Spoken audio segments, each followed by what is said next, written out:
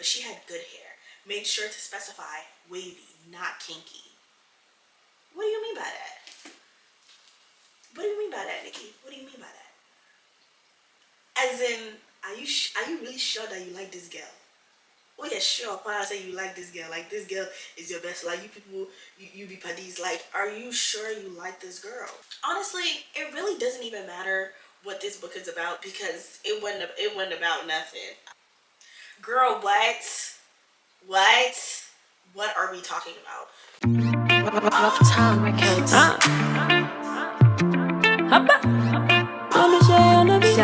Danny Beats Classic.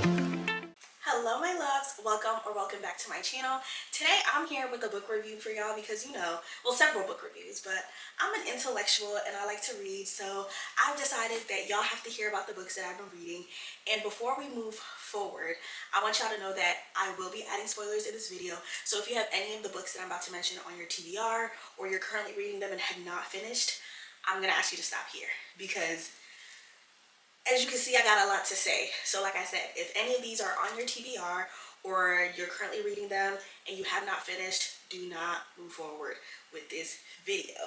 The three books that we're going to be talking about in this video, we're talking about The God of Good Looks by Breanne McIvor, talking about Wahala by Nikki May, and then Problematic Summer Romance by Hazelwood. Now y'all, these books, honestly, I finished reading these books earlier this year, but I've just been holding on to them because somebody had to know my thoughts while I was reading. Like, I had to share my thoughts on these books because I just couldn't believe that I was reading what I was reading. Matter of fact, after reading these three books, I've actually been in a horrible reading rut. Mama, hello. Come. If it's the same stuff like I ate last night, forget it. What is the problem? Forget it. I don't want to eat poison. So that should tell you how this review is about to go, okay? Like I said, I have kidnapped y'all. Y'all are now officially part of my book club that's not my book club because we have to talk about it and y'all are the only ones that I can talk to about it. So here we are.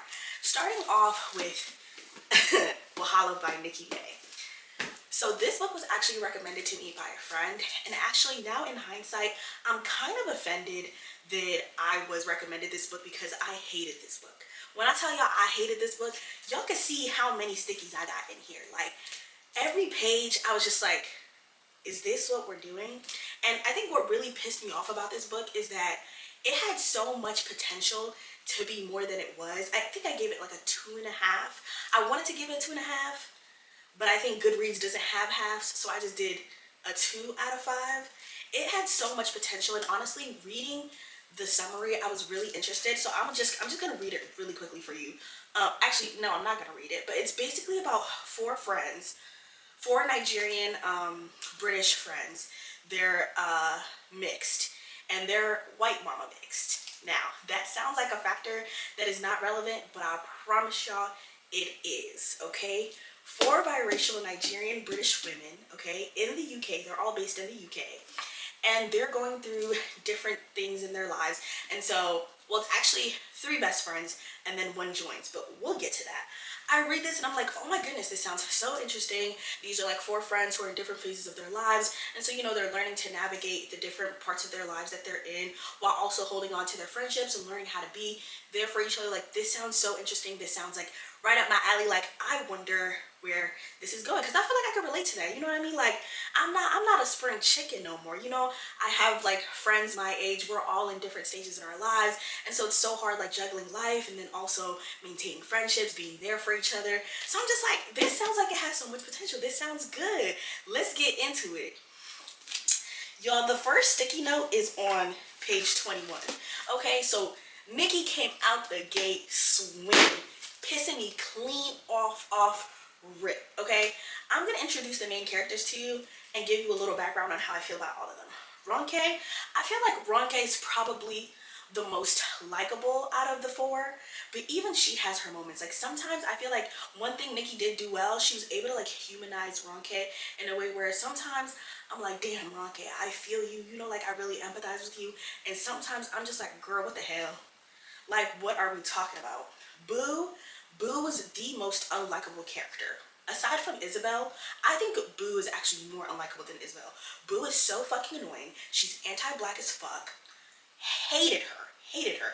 I don't think there was one thing I liked about Boo. I don't think there was any, and I think Nikki did try to humanize her, but like, she was so far gone from me, I couldn't muster no empathy for her. Simmy's cool.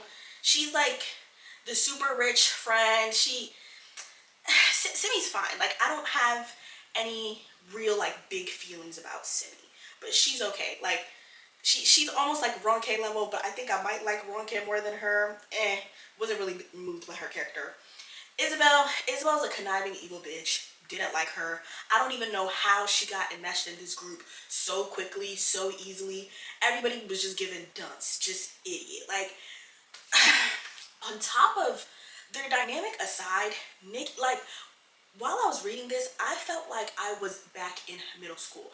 Like, the weird comments about black hair and black skin and being mixed, like, I'm starting to think like Nikki might hate herself too, because from what I read in the back of the book, she's also a biracial. She's a Nigerian British. So I'm just like, now I can't say if her mama white or it's her daddy that's white, but it's given white mama behavior. I'm sorry.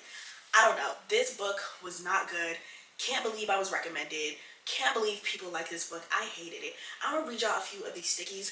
Page 21. This is them talking about like how they got together and the friend group and whatnot. And so she's like, they were the first mixed race people she'd ever spoken to, and to them, being brown was an asset, not a liability. It meant you could always fit in with the black people, white people, and all shades in between.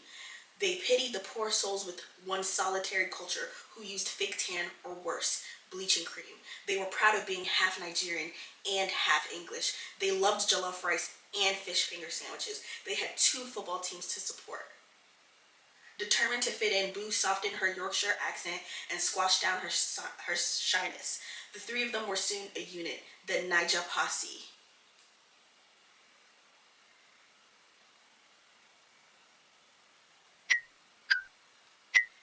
Okay, girl. That was the first time where I was like, what a weird thing to say.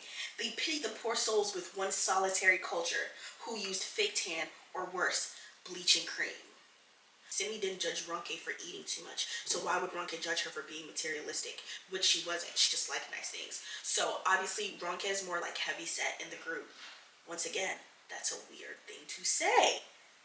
I don't judge you for eating too much. Why do you judge me for how much my shoes cost? As in, are you really sure that you like this girl? Oh yeah, sure. Upon I say you like this girl, like this girl is your best. Like you people, you be paddies. Like, are you sure you like this girl? But she had good hair, wavy, not kinky.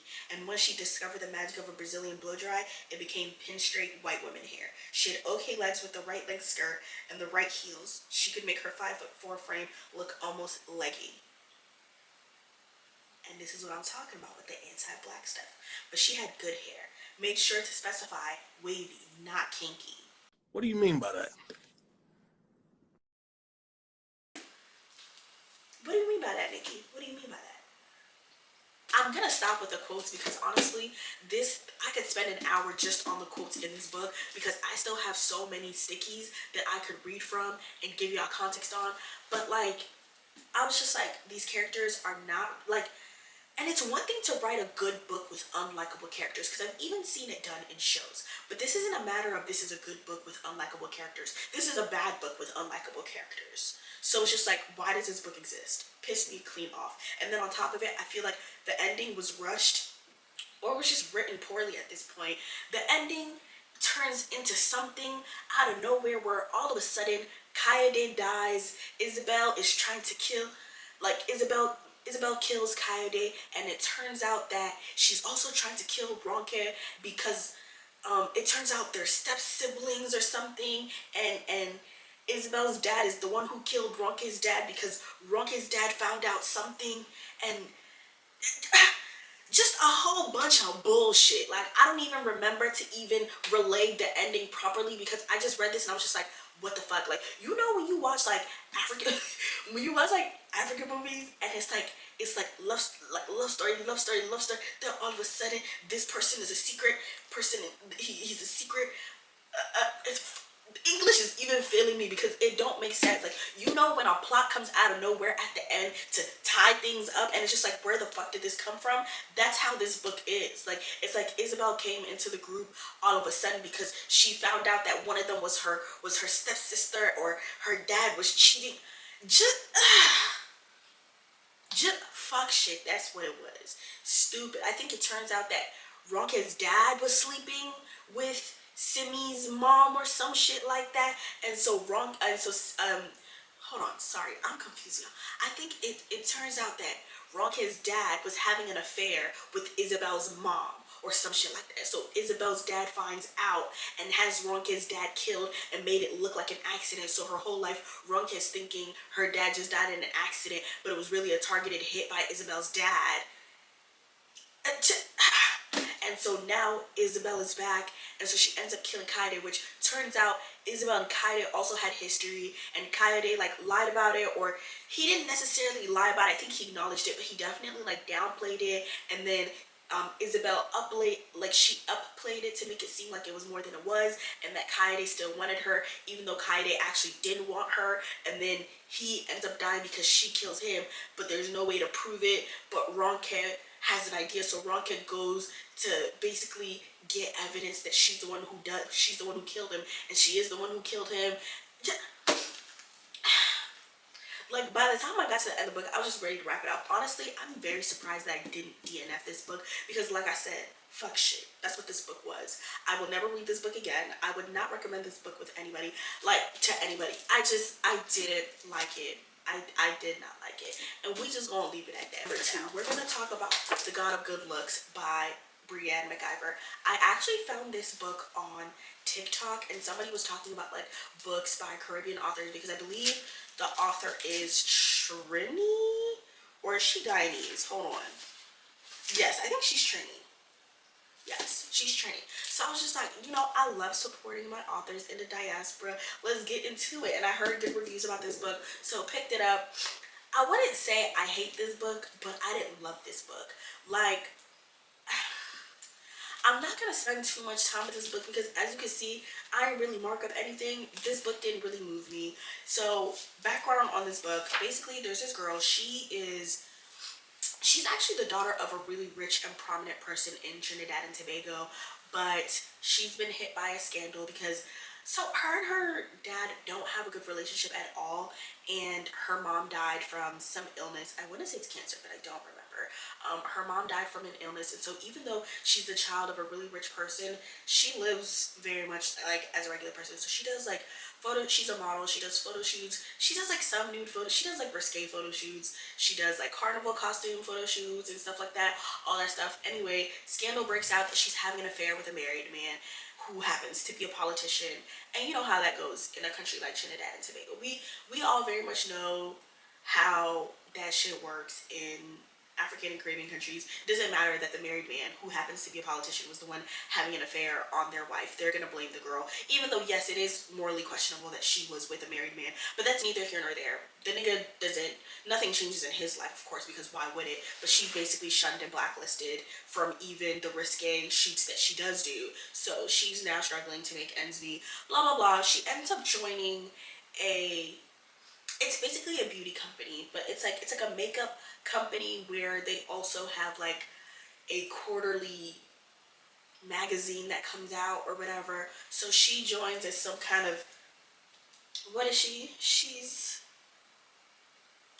I don't remember what it's called. She's helping put together what's going to be in there and write the different stories and blah blah blah and blah blah blah. Anyway, her first meeting with the guy who owns the makeup company, makeup brand, Obadiah, which hate that name by the way, but that's not the point. That's not why we're here. Very bad because he's rude, no character, speaks to her like she's anything. Honestly, it really doesn't even matter what this book is about because it wasn't about nothing. Like, I do like her. I think I'm okay with her writing style. I just didn't find the story to be that engaging, and they do end up together in the end, but I don't think the progression of their relationship was like done very well. So it's like they started off as enemies. So yeah, I think it's supposed to be like an enemies to lovers trope, but it's not done very well because it's not like It's just you guys got off on the wrong foot.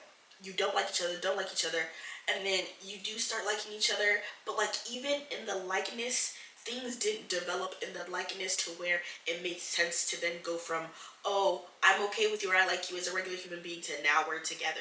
I don't know. I just feel like the flow of the book and their relationship was like really choppy, but it was okay. Like if you want to read it, read it. But I don't have any strong feelings about this book. Like it was just okay. Now, to the to the last book of this book review, we're talking about Problematic Summer Romance by Ali Hazelwood. Now, before I start this, I want to say that I actually do like Ali Hazelwood. I believe the first book that I read by her was Love Hypothesis. I think I've read a few of her books. I think it was Love Hypothesis. I've read Loathe to Love You. There are a few other titles of hers that I've read that I really do. Love on the Brain is also a really good one, I think. Like, I like her books, so I was going into this book expecting to like it. Allie, wrap it up. Let's hear what you got. All right. Well, these lips. Wrap it up. Exit that way. Thank you. Your next book gotta be a good one, or wrap it the fuck up. I was not a fan of this book. So this book is an age gap book, which I don't think inherently I have a problem with age gap romance. I believe this actually might be the first age gap romance I've read. I don't think this was done well. All these characters are stupid. Everyone is so annoying, and everything is stupid. Basically, Maya is 23 and she's in love with her older brother's best friend. And so there's an 11-year age. No, I'm lying. There's a 15-year age gap between her and her brother. And her brother and her brother's best friend are the same age. So she's 23. I believe he's 38. I don't even know how much I want to get into this to really describe the dynamic for you, because once again, I just found it so stupid, and I feel like Maya should just let this nigga go such a long time ago. Like, when I tell you a majority of this book is Maya being like, oh my goodness, I love you, I know you love me, give me a chance, let's be together, and it's just the other, like the male love interest little girling her at every turn. Like, it's so stupid. So the guy's name is Corey. Is it Corey? Connor. I knew it was a C name. The guy's name is Connor. I'm gonna start using names so I don't have to keep doing love interest, best friend's brother, whatever. Literally, like, when I tell you, like, I was reading this book, I was headache.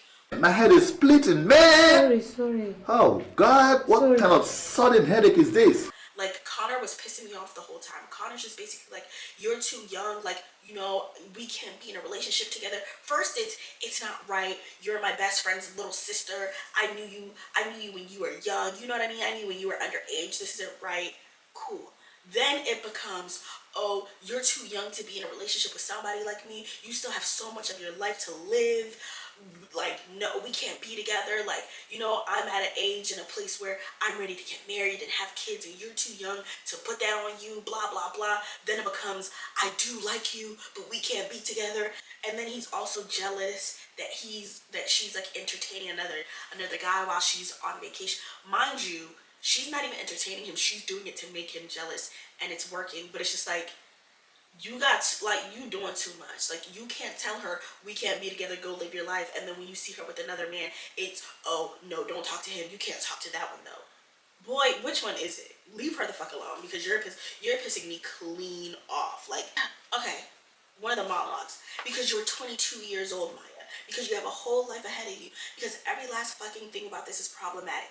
I've been desperately trying to navigate the best fucking thing that's ever happened to me and still be fair to you, and I can no longer see a way to do it without taking something from you. If our relationship is keeping you from experiences that you should be having at your age, then I am taking advantage of you, and I can no longer allow myself to do that, basically.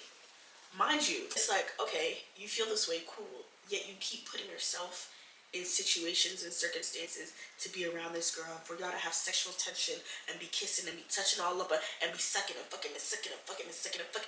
Which one is it, Connor? Is she too young and this is problematic and you don't want to do this?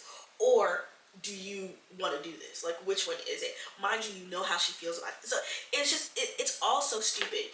After everything I just read to you, do you know what her response is? The girl now opens that smelly thing she goes about that she says, I love you. Girl, what are we talking about?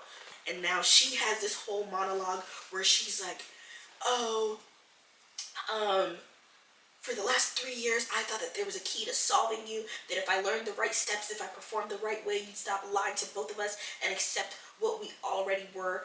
But it means nothing. It doesn't matter how much you love me, because in your head, I'll always be too young and stupid. Shut up, bitch! This entire book, I was just dying. And honestly, I feel like I probably finished this book just because it was Ali Hazelwood, and I was like, you know what? Maybe it does get better. It did not get better. The entire book was just fucking stupid. It was just back and forth and back and forth and back and forth, and it wasn't even a back and forth that was entertaining or made sense. It was just exhausting. Like, it was them saying the exact same things over and over and over again. It's like, Maya girl, ain't you tired? Like, he's been little girling you and playing in your face for 3 years. And you know, I wish I could give y'all context into those 3 years, but I've even lost interest recapping this to y'all in the book. Like, I've re-lost interest. I've re-lost interest. Like, that's how much it was really stupid. Like, okay, so I'll tell you. Basically, she ends up going to school. She's in a master's program, I believe, in Edinburgh. She's in Scotland, whatever. She has a situation where she finds out, so she meets a girl, and while she's in school, she becomes friends with this girl, and the girl is also in school with the cousin, so they become a trio. Cool. She starts dating this boy. Come to find out that the cousin of the girl has been having an affair with her boyfriend. So her boyfriend's been cheating on her with this girl's cousin. The girl knew, never told her. She ends up finding out, and the girl takes her cousin's side, which is like, it's fucked up because yeah, that's your cousin, but your cousin is dead ass wrong. 1, 2, all 3 of y'all were friends. So it's like, anyway, and she picks her cousin's side, so it becomes them against her. And she obviously, like, she just broke up her long-term boyfriend. I think they were together for like 2 years, maybe 3 years or whatever. So it's like he was cheating on you for a good chunk of it. And now that they've broken up, the cousin and the boyfriend have taken this opportunity to go full throttle. Now they're like, they're doing boyfriend and girlfriend with them. Like, they're like, oh, she found out, let's move how we want. Like, in the shared apartment that they're in, kissing in front of her, doing PDA, stop it, cooking breakfast together, doing like, just fuck shit that would have you touched. You know what I mean? Like, I would have to just boost boss. Like, somebody would have to get beat up, because no way you trying to sit here and play in my face like that. Anyway, mind you, this whole time, obviously she's crashing out. She's like, y'all are dead ass wrong. They're trying to gaslight her and make her feel like she's the one overreacting. She's the one doing too much. It's already happened, so let it happen. Hello? Hello? Is anybody home? Hello? Get down. Get down. Because what are we talking about? Anyway, so she had originally called her brother because she wanted, like, to get comfort from her brother, blah, blah, blah. Her brother is in Australia doing business or whatever, a business that he runs with Connor, mind you. So Connor ends up getting the message. Connor flies to Scotland to pretend to be her boyfriend so she could basically, as a fuck you to the ex-friends and the ex-boyfriend. And so that's how they start their little thing where they're now on the phone all the time. They talk all the time, and it's very obvious that at some point they cross the threshold into just like more than friends, but they never really speak on it. It's just like the way they move, the way they talk to each other, the way they talk with each other, and how they're there for each other. It's like, we're more than friends, but we don't ever speak on it. So it's like, then Connor gets with some girl, and so they have a big fight or whatever, and they stop talking for 9 months. So at the point that the book starts, they haven't spoken for like 8 or 9 months, and so this is their first time meeting in person and even speaking to each other. And they only meet up because Maya's brother is getting married, so he's engaged and he's getting married, and obviously Connor's the best man, and she's part of the bridal party, I believe, or she was supposed to be. So that's how this book ends up starting. And that's the madness behind this dynamic. Anyway, fucking stupid, like I said. I was not a fan, and I'm very disappointed because when I tell y'all I have not read an Ali Hazelwood book that I do not like, I genuinely like all her books. And I'm gonna put her other books on the screen or maybe in the captions so y'all can see which ones I've read that I really did enjoy. So to have this experience for her, I was like, wow, I'm very, very surprised. Maybe I'll just have to like go reread one of her other books to cleanse my palate, because this did not leave a good taste in my mouth, y'all. But if you're willing to try it, go ahead, read it. I did see some really good reviews on Goodreads about this book. I obviously didn't feel the same way, but maybe y'all will feel different. But anyway, y'all, that's the end of this video. I hope you guys enjoyed my little book club book review that y'all are now a part of by force. If you have any recommendations, feel free to put them in the comment section. I have a few other books that are on my TBR, and hopefully those will get me out of this like little reading rut, because right now I don't even want to read. Like these books mentally exhausted me. Like at this point, reading feels like a chore again, and I don't like when reading feels like a chore. I like to read to escape. Another thing, if y'all are gonna recommend me books, don't recommend me no self-help books, because I like to read to escape. So if you're giving me fiction, self-help, you hate me. I don't want to read that. I like to escape. I want to get away from Earth. Please don't give me none of that. But hope you guys enjoyed this video. I'll probably be back with another video at some point when I'm out of this rut and I read another few books. Honestly, I feel like this video was kind of all over the place because I don't have like a set, you know, like structure for the video, but maybe it worked out, maybe it didn't. We'll see. I might approach this differently next video. And you know what, next video I'm gonna make sure that they are freshly read, so I have all the context and I don't have to like reread these stickies to make sure I know the context and whatnot. But I hope you guys enjoyed the video, and I will see you guys in my next one.